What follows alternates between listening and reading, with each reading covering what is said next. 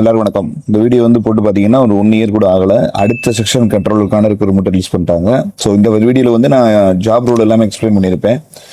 But last recruitment நீங்கள் exam எழுதுனதுக்கும் இப்போ இந்த எக்ஸாம் எழுத போகிறதுக்கும் என்ன ஒரு வித்தியாசம் இருக்குது அப்படின்னா, எக்ஸாமில் எதுவும் பிரச்சனை கிடையாது. பட் ஒன்ஸ் நீங்கள் ஜாயின் பண்ணும்போது உங்கள் ப்ரொமோஷன் லாஸ்ட் இன்டர்வியூவில் நான் சொன்னும் போது 2 இயர்ஸில் வரும் அப்படின்ற மாதிரி சொல்லியிருந்தேன்.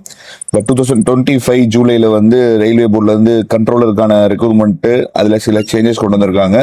ஸோ ப்ரொமோஷன் அவென்யூவும் சேஞ்ச் ஆகுது. ஸோ அதனால் 2 இயர்ஸில் உங்கள் ப்ரொமோஷன் வர்றதுக்கான வாய்ப்புகள் ரொம்ப கம்மியாகும். இப்போ நீங்கள் ரெக்ரூட்மெண்ட் வரும்போது சீஃப் கண்ட்ரோல் வரும்போது அதுக்கான சான்சஸ் கொஞ்சம் கம்மியாகும். ஸோ இதுக்கான வீடியோ வந்து நான் செப்பரேட்டாக போடுறேன்.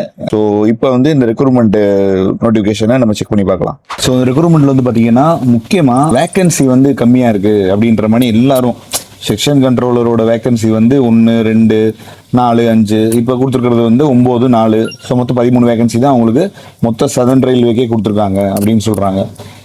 ஏன் இப்படி கொடுக்குறாங்க அப்படின்றதுக்கான ரீசன் வந்து யாருக்கும் தெரியாது. மொத்த இந்தியாவிலேயே மொத்தம் இருக்கிற இந்தியன் ரயில்வேல நான் சொல்றது மொத்த இந்தியன் ரயில்வேல உள்ள 18 ஜோன்லேயே மொத்த கண்ட்ரோலர்ஸோட எண்ணிக்கை, செக்ஷன் கண்ட்ரோலர், சீஃப் கண்ட்ரோலர், இவங்க எல்லாத்தையும் சேர்த்து வந்து பார்த்தீங்கன்னா மொத்தம் 2000+ இவங்க தான் இவ்வளோ தான் இருப்பாங்க. சதர்ன் ரயில்வேன்னு எடுத்து பார்த்தீங்கன்னா, இப்போ சதர்ன் ரயில்வே பார்த்தீங்கன்னா MAS, Salem, Palakkad, TVC, Trichy, Madurai. So மொத்தம் 6 டிவிஷன் உங்களுக்கு வந்துருச்சு. இந்த 6 டிவிஷனில் செக்ஷன் கண்ட்ரோலர்னு பார்த்தீங்கன்னா லெவல் 6 இதுதான் நீங்கள் எக்ஸாம் எழுதுறீங்க. ஸோ ஓப்பன் ரெக்ரூட்மெண்ட்டில் இந்த லெவல் 6ல் எக்ஸாம் எழுதுகிற இந்த வேகன்சி வந்து பார்த்தீங்கன்னா ஆஸ் பர் டிவிஷன் 37 பேர் வேலை பார்க்குறாங்க ஆஸ் பர் டிவிஷன் படி. பட் ரயில்வே போர்டு ஆர்டர் படி பார்த்தீங்கன்னா மொத்தம் இருக்கிறதே 24 பேர் தான் அந்த போஸ்ட்டு. அப்போ ரிமைனிங் 13 உங்களுக்கு என்னது சர்ப்ளஸாக இருக்குது. அந்த சர்ப்ளஸ் வேகன்சி தான் இங்கேருந்து பார்த்தீங்கன்னா -5, -3, -1 இந்த மாதிரி கொடுத்துருப்பாங்க. இந்த ஆக்சுவல் வேகன்சின்றது தான் 1, இந்த 1. ஸோ இந்த -4ன்றது உங்களுக்கு எக்ஸஸ் வேகன்சி. ஸோ சதர்ன் ரயில்வேல இந்த 6 டிவிஷனோட மொத்த கண்ட்ரோலர், சீஃப் கண்ட்ரோலர் ஸ்ட்ரென்த் வந்து பார்த்தீங்கன்னா 208 தான். அப்போ வேகன்சின்னு வரும்போது உங்களுக்கு இந்த 37 பேரில் எவ்வளோ வேகன்சி உங்களுக்கு கொடுக்க முடியும்? இவ்வளோ தான் கொடுக்க முடியும். இப்போ 9 கொடுத்துருக்காங்க சென்னை டிவிஷன், சென்னை ஜோனில் 9 கொடுத்துருக்காங்க, TVC ஜோனில் 4 கொடுத்துருக்காங்க அப்படின்னா இந்த 4ன்றது எதுக்கு 1, 2 இப்படி தான் பிரிக்க முடியும். வேறு ஆப்ஷனே கிடையாது. அப்போ செக்ஷன் கண்ட்ரோலர் இந்த ரெக்ரூட்மெண்ட் வர்றதே ஒரு பெரிய விஷயம். இதில் வந்து இந்த வேகன்சி வந்து 1 இருக்குது 2 இருக்குது அப்படின்றது குறை சொல்கிறதுன்றது இதில் வந்து வேறு எதுவும் பண்ண முடியாது. நீங்கள் நினைக்கிற மாதிரி இதில் 100 வேகன்சியோ 500 வேகன்சி 1000 வேகன்சியெல்லாம் எதிர்பார்க்க முடியாது. வேலை பார்க்குறதே மொத்தம் 2000 பேர் தான், ரைட்டா? ஸோ இந்தியன் ரயில்வே வேலை பார்க்குற கண்ட்ரோலர்ஸோட எண்ணிக்கையே 2000 பேர் தான். அப்போ நீங்கள் அதில் ஒரு பார்ட்டாக இருக்கணும்னு நினச்சிங்கன்னா இந்த வேகன்சியெல்லாம் பார்க்காம அப்ளை பண்ணுங்கள். நோட்டிஃபிகேஷனில் போகலாம்.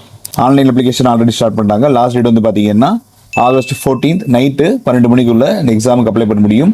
ஏதாவது ஒரே ஒரு RRB கொண்டு தான் நீங்கள் அப்ளை பண்ண முடியும். ஸோ செக்ஷன் கண்ட்ரோல் வந்து பார்த்தீங்கன்னா உங்களுக்கு லெவல் 6 35,400 உங்களோட பேசிக் பேயாக இருக்கும். A2 medical category. So A2 கண்டிப்பாக உங்களுக்கு ஃபிட்டாக இருக்கணும். மெடிக்கல் ஸ்டாண்டர்ட் தெரிஞ்சுட்டு அதுக்கப்புறம் அப்ளை பண்ணுங்கள். 35,400 ப்ளஸ் HRA உங்களுக்கு வரும், DA வரும். ஸோ கண்ட்ரோலர் அலவன்ஸ்ன்றது பார்த்தீங்கன்னா 6,250 பெர் மந்த்து உங்களுக்கு சேலரியோட அடிஷனலாக வரும். ஏஜ் லிமிட் பார்த்தீங்கன்னா மினிமம் 20, மேக்ஸிமம் 33. ஸோ ஜென்ரல் கேட்டகரினா 33, SC/STயாக இருந்தால் 38, OBCயாக இருந்தால் 36.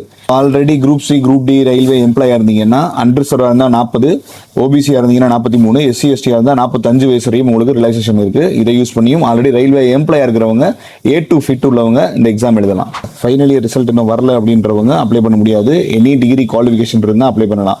அப்ளிகேஷன் ஃபீஸ் வந்து பார்த்தீங்கன்னா SC, ST, ஃபீமேல் கேண்டிடேட்டு, அதுக்கப்புறம் எக்ஸ் சர்வீஸ் மேனு. ஸோ இவங்களுக்கு வந்து 250 ரூபா ஃபீஸ் உங்களுக்கு பே பண்ணியாகணும். ஒன்ஸ் எக்ஸாம் அட்டன் பண்ணியாச்சுன்னா இது ரீஃபண்ட் கொடுத்துருவாங்க. மற்ற கேண்டிடேட் எல்லாத்துக்கும் 500 ரூபா ஃபீஸ் பே பண்ணியாகணும். எக்ஸாம் நீங்கள் அட்டன் பண்ணிட்டீங்க அப்படின்னா உங்களுக்கு 400 ரூபா ரீஃபண்ட் பண்ணிடுவாங்க. ஆக்சுவல் ஃபீஸ் வந்து பார்த்தீங்கன்னா உங்களுக்கு 100 ரூபா தான். செக்ஷன் கண்ட்ரோல் எக்ஸாம் பொறுத்தவரையும் உங்களுக்கு 4 ப்ராசஸ் இருக்கும். ஃபர்ஸ்ட் வந்து CBT எக்ஸாமினேஷன், அதுக்கப்புறம் CBAT சைக்காலஜி, அதுக்கப்புறம் DV அண்ட் மெடிக்கல் இருக்கும். ஸோ CBT வந்து பார்த்தீங்கன்னா மொத்தம் 120 நிமிஷம், அதாவது 2 hours எக்ஸாம் நடக்கும். ரயில்வே பொறுத்தவரையும் 1.5 மணி நேரம் தான். பட் கண்ட்ரோலர் பொறுத்தவரையும் உங்களுக்கு 2 hours எக்ஸாம் நடக்கும். 100 கொஸ்டின், 1/3ன்றது உங்களுக்கு negative mark. So last year நடந்த ப்ரீவியஸ் இயர் கொஸ்டின்ஸ் எல்லாமே நான் டெலிகிராமில் ஆல்ரெடி போட்டிருக்கேன். ஸோ இதுதான் உங்களுக்கு டென்டேட்டிவ் சிலபஸ். ஸோ சிலபஸ் எல்லாத்தையும் கவர் பண்ணிக்கோங்க. GS ஜென்ரல் ஸ்டடீஸும் கரண்ட் அஃபேர்ஸ் இதெல்லாம் இதில் வராது. So maximum reasoning, aptitude plus analytical reasoning இருக்கட்டும். இங்கிலீஷ் காம்ப்ரிஹென்சிவ் அதுவும் இதில் கண்டிப்பாக வரும். ஸோ டென்டேட்டிவான ஒரு செக்ஷன் வைஸ் மார்க் அது கொடுத்துருக்காங்க. ஸோ அனலிட்டிக்கல் மேத்தமெட்டிக்கல் ஒரு 60, லாஜிக்கல் கேபபிலிட்டி ஒரு 20, மென்டல் ரீசனிங் ஒரு 20. ஸோ மொத்தம் 100 கொஸ்டின் எழுத போகிறீங்க. 120 நிமிஷம். 1/3 உங்களுக்கு நெகட்டிவ் மார்க் இருக்கும். ஸோ அதனால மேக்ஸிமம் இதுல கண்ட்ரோலரோட வேகன்சி வந்து பாத்தீங்கன்னா இப்போ சதன் ரயில்வேல சென்னையில 9, டிவிசில 4 கொடுத்துருக்காங்க. இந்த சவுத் சைடில் இப்போ நான் வந்து டுவர்ட்ஸ் மதுரை இல்லை திருவனந்தபுரம் அப்படி ஒர்க் பண்ணணும் அப்படின்னா கண்டிப்பாக டிவிசி ஜோன் அப்ளை பண்ணுங்க. இல்லை நான் வந்து சென்னை இல்லை திருச்சி சேலம் அந்த மாதிரி ஒர்க் பண்ணணும் அப்படின்னு நினைச்சீங்கன்னா நீங்கள் வந்து ஆர்ஆர்பி சென்னையை நீங்கள் தாராளமாக சூஸ் பண்ணிக்கோங்க. புக்கு படிக்கிறதுக்கான லிங்க் ஆல்ரெடி நான் வந்து டெலிகிராமில் பிடிஎஃப் ஷேர் பண்ணியிருக்கேன். புக்கு படிக்கிறதுக்கான லிங்கையும் நான் கொடுக்குறேன். ஸோ முடிஞ்சால் நீங்கள் இந்த புக்கை பர்ச்சேஸ் பண்ணிக்கோங்க. எவ்வளோ தூரம் ப்ராக்டிஸ் ஏன்னா அதில் வந்து லாஸ்ட் இப்போ கட் ஆஃப் வந்து ரொம்ப அதிகமாக தான் வைப்பாங்க இந்த எக்ஸாம்ஸ்க்கு எல்லாமே. ரீசன் என்னன்னா உங்களுக்கு வேகன்சி ரொம்ப ரொம்ப கம்மி, காம்படிஷன் அதிகம்.